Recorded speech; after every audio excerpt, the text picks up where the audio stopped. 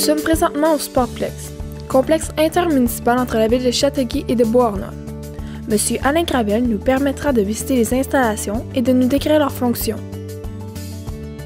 Dites-moi, à quand la date de l'ouverture publique du Sportplex?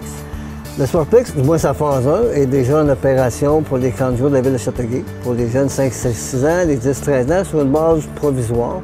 L'ouverture officielle est prévue plutôt pour la mi-octobre, dans son ensemble.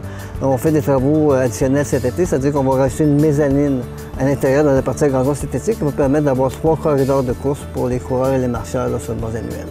Le Sportplex est un partenariat entre Beauharnois et Châteauguay. Comment s'est déroulé ce partenariat-là? Donc, en janvier 2016, les deux villes ont commencé à regarder en fonction des besoins qu'ils avaient. Donc, Beauharnois, sa piscine extérieure à la fin de sa durée de vie utile. Châteauguay, sa piscine intérieure à la fin de sa durée de vie utile. Ça faisait 20 ans que la région travaillait sur différentes formules pour avoir un centre pour la partie du soccer, donc gazon synthétique. Et c'est sur cette base-là qu'il m'a été demandé, moi, de regarder comment pourrait se faire. Donc, je travaillais avec les gens des villes, trésorerie, greffe, loisirs, pour identifier quels étaient les besoins. C'est ce qui fait que la phase 1 de la régie, c'est le Sportplex, la piscine extérieure à Beauharnois. La phase 2, c'est la piscine intérieure à Châteauguay. On a déposé une demande de subvention du gouvernement du Québec, on attend la réponse. Et éventuellement, peut-être une base de plein air, mais ça, c'est vraiment un projet à long terme.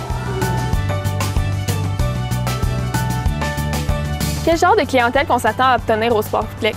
Le Sportplex est une infrastructure communautaire. Donc, vraiment, pour l'ensemble de la population, ça va répondre probablement aux besoins des villes membres. On a une politique de reconnaissance des organismes. Donc, les villes membres, Beauharnois, Châteauguay, vont pouvoir offrir des services à leur population, ensemble, séparés, selon leur convenance. Après ça, on va satisfaire aux besoins de la clientèle scolaire. Donc, on parle des établissements scolaires sur le territoire des villes membres. Donc, on parle de la commission scolaire de la vallée du Tisserand, commission scolaire des Grandes Seigneuries, commission scolaire New Frontiers.